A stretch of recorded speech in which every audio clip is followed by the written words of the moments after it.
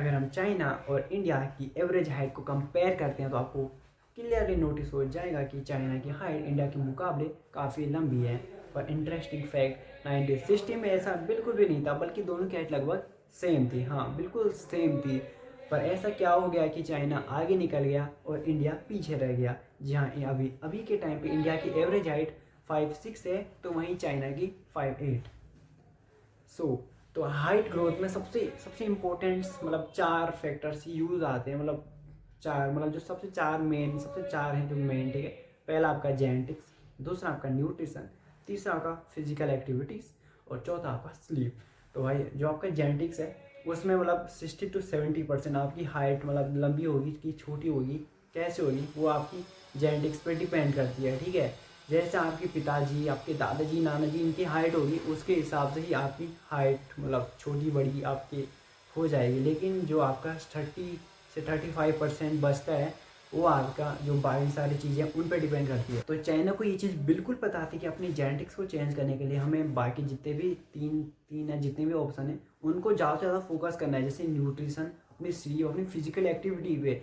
यहीं पे बहुत बड़ा डिफरेंस आ जाता है, जहाँ पे इंडिया काफ़ी पीछे है और चाइना हमसे काफ़ी आगे है। जैसे अगर हम पहले न्यूट्रिशन की बात करते हैं, ठीक है, जो कि बहुत ही इंपॉर्टेंट है हमारी ह्यूमन ग्रोथ को मतलब इंक्रीज मतलब बढ़ाने के लिए जितने जो भी कुछ होता है, ठीक है। सबसे पहले मैं भाई आप आज मैं पहले तो मैं आपसे ही पूछता हूँ, आपने कल और आज जितना भी खाना खाया उसमें प्रोटीन कितना परसेंट था। मैं दावे से बोल सकता हूँ भाई, मुश्किल से कुछ परसेंट बंदे होंगे जो कि हाई प्रोटीन डाइट ले रहे होंगे, खा रहे होंगे, ठीक है। बाकी सब दाल चावल वाले होंगे। और यही चीज़ हमारे साथ बचपन से होती थी। जब मैं फर्स्ट से 8 तक मैंने सरकारी स्कूल में पढ़ा, ठीक है।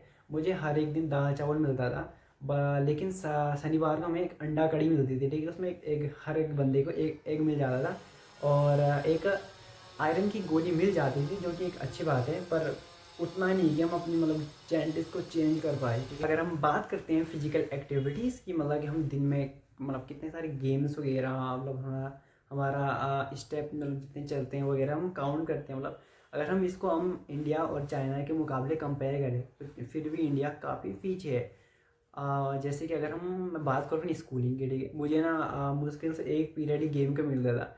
जैसे कभी इंग्लिश वाली मैम और ज़्यादातर तो मैथ वाले सर कि मेरा पीरियड है, चलो लोंडो आज तो तबाही होगी। क्या बोलते हैं, 4,000 लोंडे दिखने चाहिए, जय महाकाल की वाला सीन हो जाता था, ठीक है। पर कभी कभी पीटी वाले सर हमें खुद ग्राउंड में गेम्स खेलने के लिए ले जाते थे। लेकिन ज़्यादातर क्या होता था, हमें ग्राउंड से बस बैठाया जाता था और हम बस रोस्ट वेडल करते थे आपस में, लोंडे लोंडे, ठीक है। और यही चलता था। लेकिन अगर हम चाइना का कंपेयर करें, ठीक है, चाइना ने गेम्स और इन पे बहुत ज़्यादा स्ट्रिक है भाई। भाई वो हर साल अगर आप देखोगे भाई अमेरिका के मतलब कितना टक्कर देता चाइना उनको ना, ओलंपिक में कितने मेडल आता है भाई।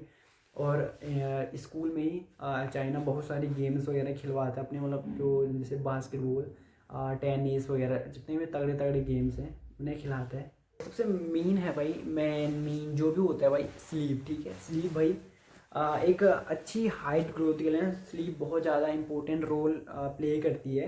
अगर आप अच्छी हाइट अचीव करना चाहते हो तो आपको ना मिनिमम सबसे बेस्ट 7 से 8 घंटे भाई सोना है, ठीक है।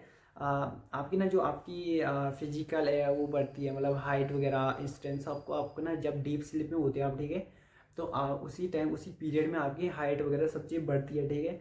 स्लीप आपके लिए काफ़ी इम्पोर्टेंट है।